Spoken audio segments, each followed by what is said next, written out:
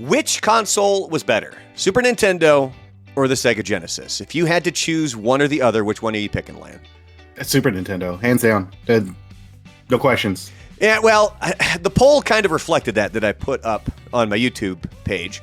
If you were to guess what percent did the Super Nintendo get versus what percent did the Genesis get? I would actually maybe like 60 to 40. No, it was even more lopsided. It was Super Nintendo Really? 81%, Sega Genesis 19%. There was even somebody who commented, "How is this even a question?" Oh wait, it's not, because you could look at the percentages, and it was clearly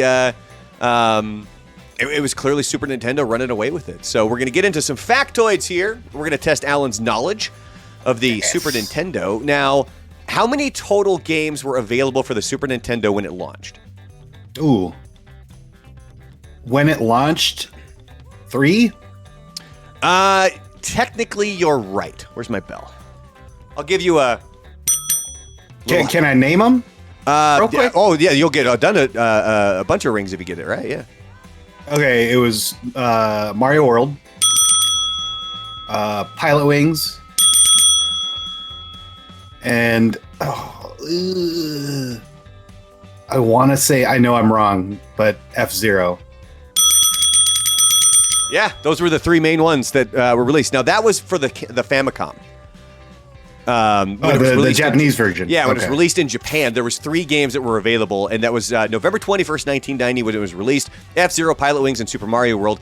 There were 2 other games available in North America when it was released on August 23rd, 1991. Can you name those 2 games? Ugh.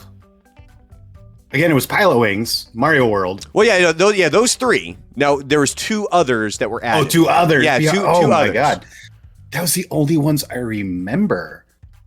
I think one of them might be a little obscure, and then the other one, it's like, yeah, that was a big game. Really? Yeah. Ugh. And this one game that was kind of big, it was available on multiple platforms. I played it on my PC. Huh. Okay. Oh, God, you got me stuck on that one. I have no idea. All right, so the obscure one was Gradius III. Oh. And then the one that was well known, SimCity. Oh. SimCity was available when it dropped. And I remember I was so jealous because you could get like a Mario statue. Oh, for your in city. The Super Nintendo version. Oh, right. and like I had it on PC, and Scott Roden had it on the Super Nintendo, and I was Yeah. like, "Oh, I want that. Why did I get that?" Huh. All right. So we're talking about Super Famicom, which was it's the same system. It looked different, but do you know what that stood for? Family computer. There you go. Do you know how the Super Famicom created a law in Japan? It probably had something to do with I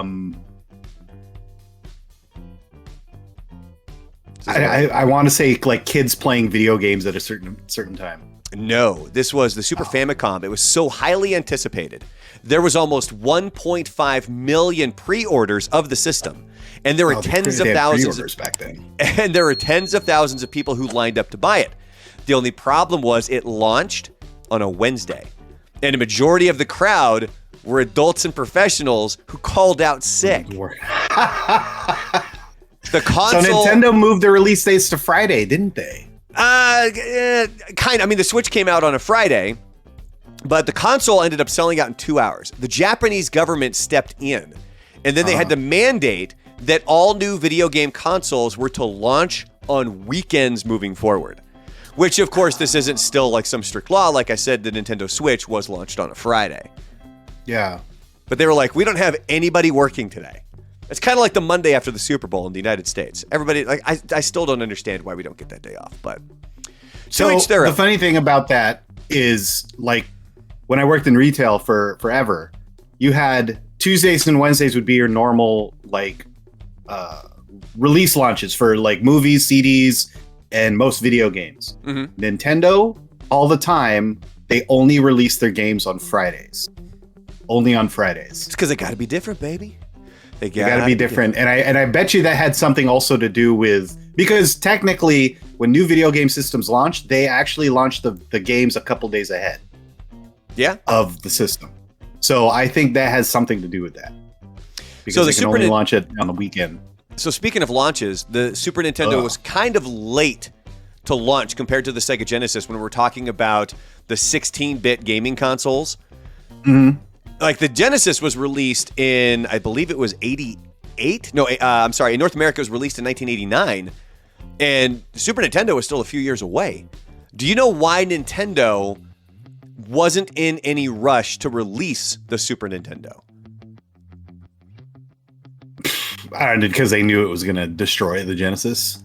Kinda, and the regular Nintendo, the NES, was still outselling. Still going strong. Yeah, there was no need to rush anything to the market. They were still dominating. And when you look at the sales records by year, it's like NES, and then the Genesis is pretty low, and then that whole marketing campaign kind of started to boost it, and then the Super Nintendo was dropped, and then they were able to kind of continue to own that market. Now, the Japanese version, the Super Famicom, which we talked about, it had something called the, and I'm hoping I get this pronounced right, Satellaview. Do you know what that was? It was like a local internet-based thing, almost like a modem. You are correct, sir. I got to work on my bell ringing here, but yeah. So it was essentially a satellite modem that would download games to the system. It was super limiting though, and after its release in 1995. The newer systems like the PlayStation and 64 it kind of made it obsolete. Like it was just too far ahead of its time because it wasn't really, I mean, if you think about our modem speeds back then, it wasn't really... It was slow. Yeah, there wasn't enough speed there to get that stuff going. All right, moving on to the Sega Genesis. Got 19% of the vote, which is funny because the documentary that I just watched that kind of made me create this poll and do this video with you, which is called Console Wars. It was available on Paramount Plus. And it goes through sort of Sega. They released the Genesis, and it was a struggle, and then they brought in these guys to sort of revamp it. Tom Kalinske was kind of the main marketing guy behind the drive, behind the Sega Genesis. And the way that it's kind of mapped out in this documentary, it makes it seem like the Sega Genesis was a lot bigger than it really was. I mean, it was big, but early on, it's like, wow, this console must have been huge. And it was like, I mean, it was big, but not as big as the vibe I'm getting from this documentary. So Sonic the Hedgehog was not the first impact game that went with the Genesis. Do you know what game was? Altered Beast. Yeah! I loved that game. What was the Nickel Arcade? Again, we're going to go down to the Portland old Wonderland? arcades. Is that what it was? Wonderland on 82nd, right? Yeah. Oh my God, I used to spend so many nickels on that game. I was terrible at it. But yeah, it was Altered Beast. So it was hard. It was a hard game. Yeah. And I always remembered it was so cool when the guy would walk around with the coin belt, and you would like give him $1, and he would go shoot, shoot, shoot, and he would like slide the coins out of his out of the little belt, and he'd hand you all the nickels that you got. So Altered Beast, the Genesis debuted in North America in 1989. Sonic didn't come out until June 23rd, 1991. So there was a full 2-year gap there before it was released. Now, one of Sega's biggest hurdles when it came to their system and getting on the shelves was Walmart. And there's a very specific reason why Walmart was such a gigantic hurdle. Do you know why? Probably they had some deal going on with Nintendo or something. I don't know. Yeah, I mean, you're kind of, look, I'll give you a little half a ring there because that's essentially it. Thank you. Where they were scared of retaliation from Nintendo. They didn't want to go and give them all of this space because then Nintendo might be like, you know what? We're not going to let you have our systems anymore. Because Nintendo was that powerful when it came to the console game. So they wouldn't allow any Sega merchandise on the shelves. Now, eventually, this was brilliant of what Sega did. They rented a store across the street from Walmart's headquarters. They would let people play the games for free, and eventually the lines would wrap around the building for people waiting to get in to play the Genesis games. Word of mouth got out. Walmart decided we actually have to, stock this. And it wasn't like they gave them a whole aisle or something. They gave them a very small portion, but they finally gave them, shelf space. All right, final tidbit here on the Sega Genesis. It had an attachment to bring 32-bit graphics to the console. Do you know what it was called? 32X.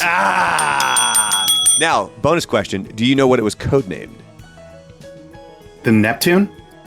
Oh, you're on the right path. You're on the right path. That's the Genesis 32X, like, combined machine.